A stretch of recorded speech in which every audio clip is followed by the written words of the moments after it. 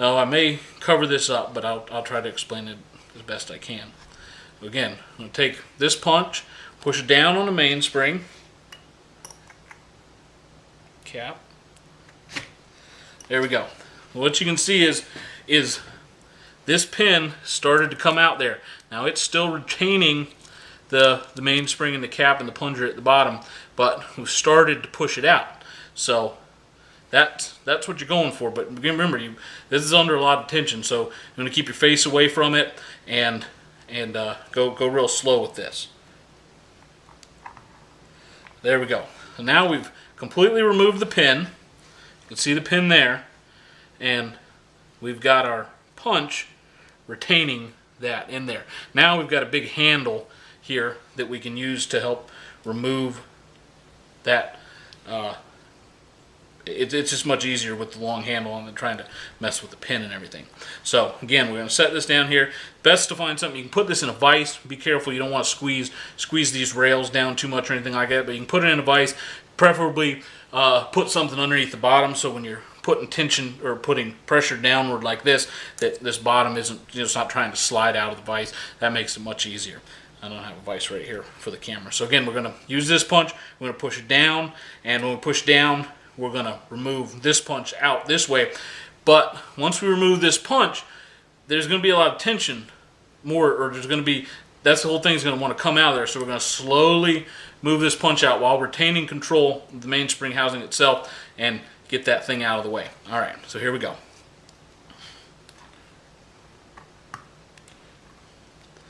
And there, that's all there is to it. Now we've got the mainspring housing here with the cap and the plunger on the bottom. Now remember when we removed that pin from the bottom of the mainspring housing retaining pin there? That little pin, if you noticed, has a little notch in the middle of it.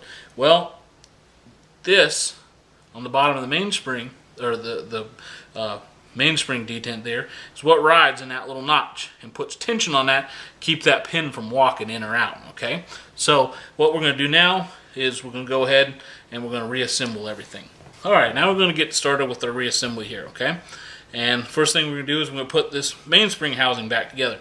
Now remember, just like we did last time, anything that's got a spring on it is going to be under tension when we put it back together. So we're going to need to put this back in here, and then remember, this pin, just like some of those other pins, hopefully you can see that, has got a taper on one end. So that taper is on this side. You push the pin in like this, and then that taper allows this pin to be flush on the inside, so it doesn't affect the sear spring or anything inside there. So again, we're going to have to put tension or put pressure down on this spring at the same time we're putting this pin back in. Now what I like to do is stage that pin right about there, and then what I like to do is push the mainspring in far enough that I can push that pin in, and that your mainspring housing's back together. You can see that pin's flush there, and that pin is retaining the mainspring and the cap and the detent at the bottom there. So that's all set. Now we're going to get started putting the bottom end of the gun back together. And to do that, the first thing we're going to reinstall is the trigger. And you'll notice this trigger can go, well, it won't actually go in two ways, but there is an up and down on this. So you see this angle here on the back of the trigger bow itself. That angle there needs to follow the grip frame. And you also notice that there's a height difference. The top of the trigger shoe and the bottom is a little bit different height, so it will actually only go in one way, but you can start it in the wrong way.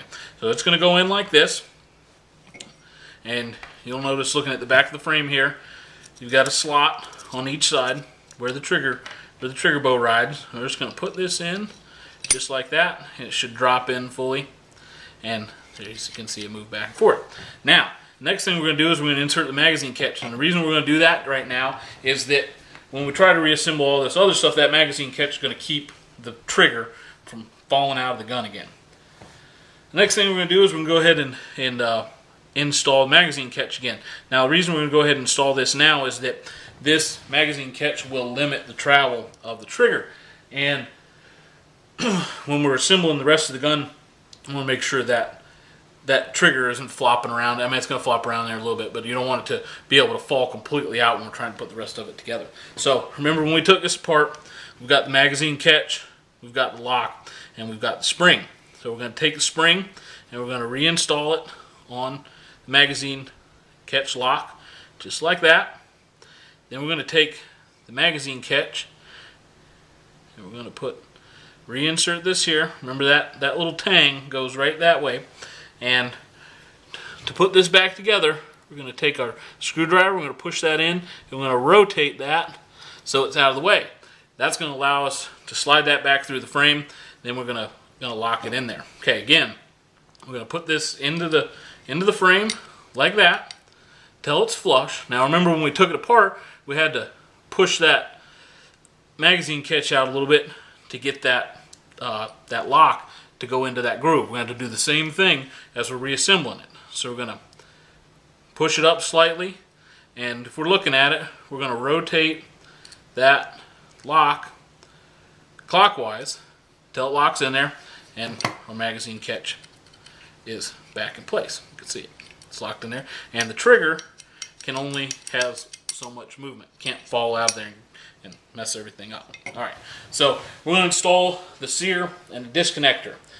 Just like I showed when we took it apart, this is how the sear and the disconnector ride in the gun when it's assembled. The disconnector rides like that, and the sear rides like that. Now, you'll notice there's a slot in the middle of the sear. Well, that's where the disconnector happens to ride. And so these two parts need to go in as one. And this is probably, besides the springs flying all over the place, this is probably the trickiest part of getting this thing back together. Now, my personal way of doing this is I put these two parts together like this, and then I pinch, I'm right-handed, I pinch them between my thumb and my forefinger. And you can see when I have those pinched together like that, there's a hole all the way through the middle of those two. And that hole is where that pin rides. And what we need to do is put these in the frame as a unit, and then make sure that the hole in the sear, the hole in the disconnector, and the two holes in the frame are lined up so that we can drop that pin right in. Now, the way I do that is I take these two things and I pinch them between my thumb and my forefinger like this. And I rotate the gun this way. And the reason I do that is just right-handed, and it's easier to do that way for me. So you take these two parts, and I like to, you'll notice, hopefully you can see it up in there, there's a hole right here. It's in the top of the frame. That's where the top of the disconnector sticks out of. And we need to make sure that disconnector goes into that hole from the bottom. So hopefully you can see that down in there. Right, let me point to it so everybody sees it. Right there is the hole where that needs to go into. So I'm going to take these two parts, pinch between my thumb and my forefinger, making sure that I can see through them before I start to put them in, and I'm going to hold the frame approximately in this position, and horizontal, this frame horizontal instead of vertical is a little bit easier because once you get them in there, they kind of sit in there. Now if you try to put them in there like this, they're going to constantly want to be falling out. So we're going to put it like this. We're going to get them inserted up in there. And then we're going to look at that hole. And what we're looking for is this hole right here. And we want to make sure that we can see all the way through that hole. And that when we have put our punch through there, that punch is retaining the sear and the disconnector, right? Very easily. If you remember, the pin that goes in here goes in from the left-hand side. So as I put that pin in, I'm pushing my punch out of the way. The punch is out of the way. And the pin's in, everything's retained properly, okay? So again, this punch is in all the way through, and it's retaining the sear and the disconnector. Now we're going to go down here, I'm going to find our sear pin here, and from the left-hand side, we're going to put that pin in, and that pin is going to push the punch right out. Now, when we do this, just as a double check, what I like to do is hold my thumb over that pin, and I like to wiggle the sear around, and I like to move the disconnector up and down. You can see me doing that there. And that verifies that that pin is retaining both of those. Now, other thing to remember is that the disconnector needs to be on the back of the trigger. If it's not on the back of the trigger, if it's in front of the trigger, gun's not going to work right. So you need to make sure that the disconnector, the bottom part of that disconnector part that I showed that you rides on the back of the trigger is riding on the back of the trigger, and make sure that the sear and the disconnector are retained by that pin. Alright, next thing we're going to do is we're going to put the hammer back together. Remember we took that hammer out. The hammer sits with the hammer strut in the gun like that, if you can imagine that being approximately in that position. So in this hammer strut, you don't want to put it in like that, it's not going to work. You put the hammer strut back in, take a pin, and just going to line those two up.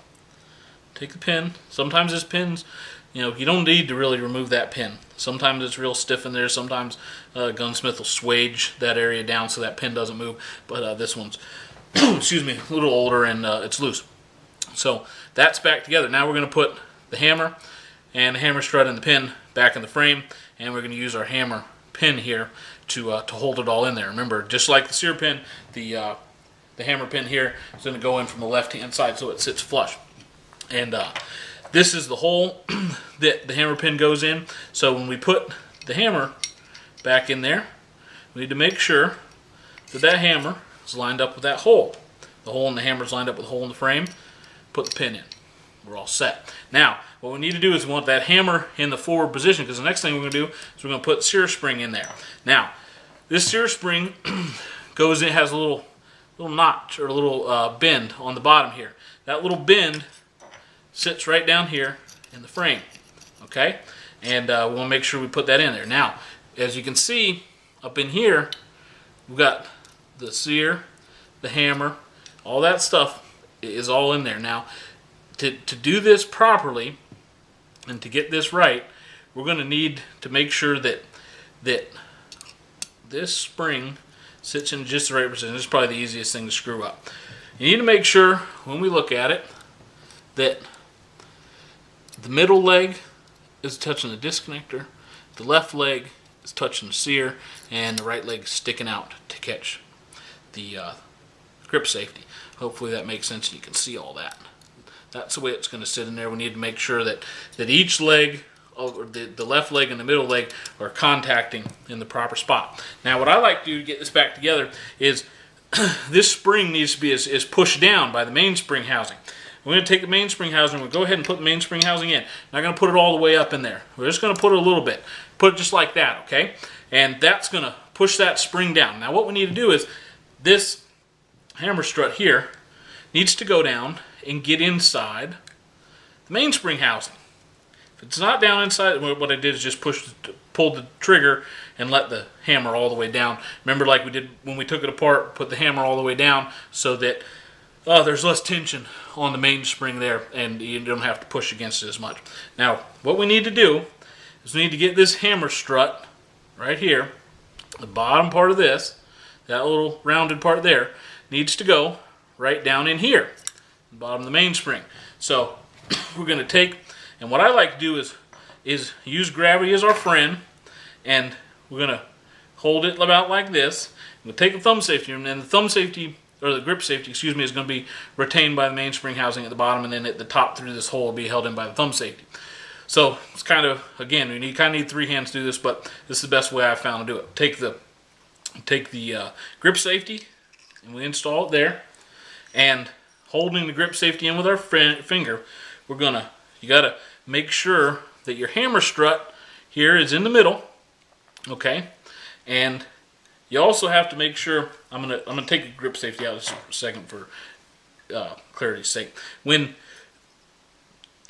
the hammer strut's going to have to be approximately in that position to go back in. It's not going to be all the way in like that. It's not going to be sticking out here. So what we have to do is we have to look at the end of this hammer strut with the thumb safety installed to make sure the end of this hammer strut goes in the middle part of that mainspring housing. So maybe a little bit hard to pick up on video, but I'll do the best I can.